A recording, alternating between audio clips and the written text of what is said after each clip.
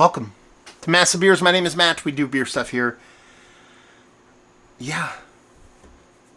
Massive Beer Review Classics. It's been a little bit since I've recorded one of these. I'm going to do two in one night. And they're bangers, too. First up, a beer is near and dear to my heart. It was actually the 34th beer I ever reviewed on the channel. Kasteel Donker. One of my more favorite Belgian darks. I have not seen this, actually, in quite some time. I see, like, their nitro something or other, and then the barista, and then all this stuff. But the nitro stuff is really weird. It's like a facsimile of what they actually do. Anyway, I don't see a ton of Belgian / Trappist stuff here in Jersey. I do, but some of the classics seem to be waning. Like, I've been actually looking for La Trappe Isidore for quite some time, and I just can't find it. But lo and behold, I was in the kind of an area I kind of go to, but I haven't been to this one bottle shop in quite some time, and I saw this sitting on a shelf. I haven't seen a 750 of this in forever. Now, that was my brain going, okay, old beer. I don't know how old this is. I can't find a date on it, which is kind of weird. So we have this kind of wrapped up top foily thing. I'm hoping maybe there's a date on a cork or something, but right now I can't find a date. I am notorious for having a date stare me right in the face and not being able to find it, so it might be a me problem rather than this beer. But we're going to dive into it. So it is a Belgian Donker. It's a dark, it's a double, whatever you want to call it, 11%. It is, 11% alcohol by volume, brewed and bottled by Van Honsebrouck Brewery, a Kasteel Brewery, Van Honsebrouck, Belgium. Imported by Win It to Middletown, Mass. Now, see, that's the thing. I think this is old because I don't... Steven, aka The Resource, he gave me a beer that was imported by Win It 2, and they don't exist anymore, I'm pretty sure. It says here, Win It 2 Global Beer Network. I believe globalbeer.com still exists, but Win It 2 doesn't. So this has to be old. Anyway, we're going to dive in, see what's what. It is a beautiful... Ooh, do I see a date already? I might see a date already. It is a beautiful fall day. We're in the beginning of November. I just spent an awesome day with my kid, and it is very much kind of Belgian dark vibes up in this piece. There's an etching on here. It just says 20... It says 20... one in a bunch of spaces, 16, and then below it says 1115L. So I'm assuming that's the date, 2016. That kind of makes sense. So let's call it 2016 for now, just to say, okay, that's what this is. Hey, you're talking about 7 years on a Belgian dark, 11%. They all come. The pop matters. We might be in okay shape. Yep, 2016 on the cork. So we got a little bit of cork. It smells good. There's no kind of corkage or anything like that. So we'll see what's what. So we're talking about 7-year-old beer. The pop was okay. It didn't jump out of the bottle, but we had what seemed like a little bit of carbonation going on, which is not a bad thing. Let's stop it there. I don't know where my bottle capper is, but we'll get there. Yeah, there's a decent amount of carbonation. Now, Kasteel, the labeling, design, all that stuff hasn't really changed in many years, but I do dig it. It's a little bit more kind of shiny and fancier than what you'd get from a typical Belgian brewery, but I don't hate on it. And as far as a Belgian dock goes, I think it's more traditionally a brown, right? No, it's quad. Okay. See, I thought it was going to be more of a dark, but yeah, it looks part of what I want a quad to look like. Rich, dark, doo-doo water body, which I think is very important. It's murky haziness in the Belgian style with this nice kind of khaki colored head to it. Decent amount of carbonation left over for a beer of this age. Let's see if we can get a nose.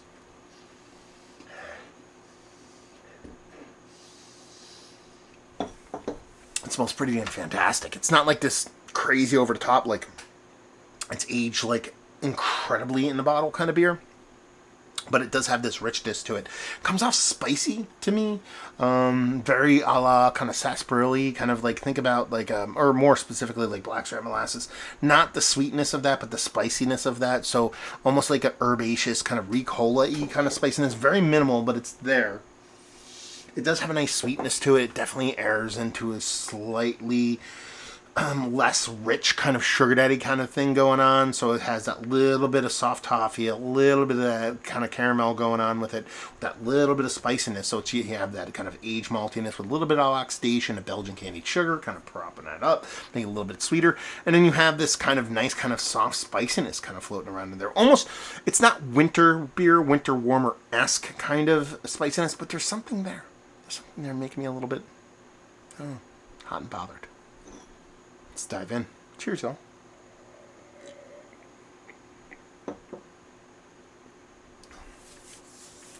It's tasty. It's quite nice. It's got a fudgy thing in the taste, which I did not expect, which is really, really, really cool. There's a decent amount of oxidation to it, to the point where there is a hefty cardboardiness that, and we'll spin this into something that hopefully makes sense, that I'm not, it's not negative, but it's definitely I could do without it. I'm usually okay with a little bit of oxidation. Adds like a little bit of kind of depth and kind of character to some of these older aged beers. This one has a little bit too much cardboardiness. And then when I kind of circle back on what I talked about with that fudginess, it's got this really big kind of brownie, fudgy brownie. Almost like, it's going to sound disgusting, but I think they're kind of tasty in a certain mind frame. The lava cakes from Domino's. Did you ever get that crappy ass like brown lava cake thing where you cut in and the fudginess kind of rolls out? Okay, I'm gonna take you on a trip right now. It tastes exactly like that with the cardboard, and by that I mean if you get like the crappy ass lava cake thing from Domino's, it's all the same actually. And then you have that, like, you cut it and it's fudginess and you eat it. And let's be honest, you're ordering Domino's, it's probably like midnight or later, and you might have had a couple beers. So you cut it up and you're just like, that thing's mad tiny. And if you have 2 or 3 people splitting it, it's like not even close enough. So then you're like, there's a bunch of extra fudge left over in cardboard, so you just lick it. It's kind of what it's going for here. I know that's kind of very kind of specific flavor profile or an explanation, but I think it might resonate with a couple people, so it kind of works that way. So it has this subtle cardboardiness that age has brought on, that oxidation has brought on, that age of the beer has brought on. Not an overt negative, but not a positive like sometimes it can be. But in the grand scheme of the things, the beer has held up quite nice. It has a nice mouthfeel to it. Probably a bit thinner than what I'd want it to be, nor what it probably was, or what it was originally, but it still has a nice mouthfeel to it. The richness of the beer is definitely turned desserty without being overly sweet, more of an adulty kind of desserty. So again, like that black lava cake kind of fudginess as opposed to like an over the top kind of pastry desserty beer.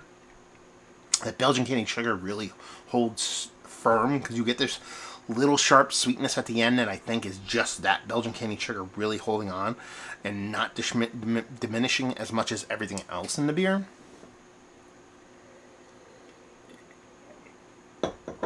I think it's really fun. I think it's a really fun beer and a really fun pickup. Listen, I got this off a shelf for $12.99 American. You're telling me I can get a 7-year-old Belgian quad / dark off a shelf in New Jersey for $13 American dollars. That is just a win in and of itself. Just the experience of having the beer and being able to try it and see how it's aged and all those fun things is really cool. It's one of the reasons why I really enjoy kind of aged beer. I think this has held up really well. If I could get these beers on a regular, it would be really fun to do these as side-by-sides. I just can't. It's kind of expensive, too, and I just can't really afford to throw that money out there. But it'd be, this is the kind of beer that I really, really wish I had a fresh, even a 12-ounce or 750 bottle, anything really fresh version to kind of go back and forth on this. But my memory of Donker, this is very, very much what I remember Donker being, but in a much more aged package. Now, when I reviewed it originally, like I said, it's the 34th beer I reviewed it 2017, or 2007, I'm sorry. And I posted it, when did I post it? I started the channel around 2014. So do the math. it's the same amount of time, which I didn't realize until right now. So I'm curious to go back and watch that video. Now, I did do it with a friend, so there's probably a little bit back and forth, and people are picking out flavors that are different than what's going on. But I'm really curious to go back and watch that review. I'll link it down below in the comments, or not the comments, the description or info section, if you want to go check that out after you watch this, or before even, and just see what I thought about it back then. You know, palates change, ideas change, beers change. So, and it was, I believe it was 12-ounce bottles. I'm curious to see what my old self thought about this beer, and I think it's quite tasty.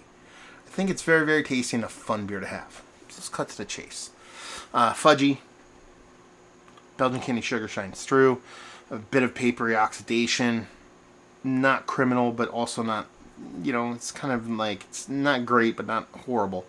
Mouthfeel still quite nice. Price point's great. Off the shelf. Is this one of the better Belgian quads I've had? Yes. Mount Rushmore says no. Is it one of the better aged Belgian beers that has late? I'd probably still say yes, but just outside Mount Rushmore status. I know I've had, and when we say age as of late, I'm probably going back more like a year plus. Just because that it would automatically defer to yes, because I don't drink them that often. But I think it's a very fun beer, and let's put it this way. If I go back to this place and they still have one of these, I will buy one. Just to see if it's the same experience. I wouldn't buy it being like, I'm going back and buying all these. That's not how I feel about this beer, but I definitely want to try another one of this vintage, just to see if, you know, sitting on a shelf, same bottle, same whatever, maybe there's something a little bit different, positive or negative wise.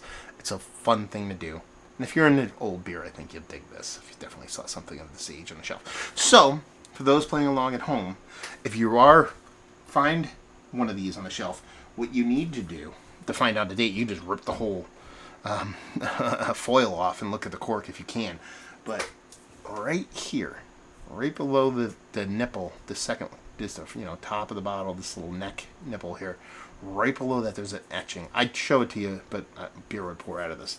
It's like probably, I want to say maybe quarter to an eighth inch below that, there's an actual laser etching of the date in there. So if you want to check a date, all you have to do is just go like that, pull down, and you should be able to see it without actually damaging the packaging all that much. Little pro tip for y'all out there. Anyway, so there you go. Reviewing the books. Hopefully enjoyed all that fun stuff. Kasteel Brewing, Van Honsebrouck Brewing. Have you been to the brewery? Have you had their beers? Have you had Donker? Have you had it for years? Has it changed for you? Have you had old bottles like this? All that fun stuff down there. Hopefully enjoyed the review. Hopefully enjoying a little bit of aged beer right now. Hope to see you next time. Cheers, y'all.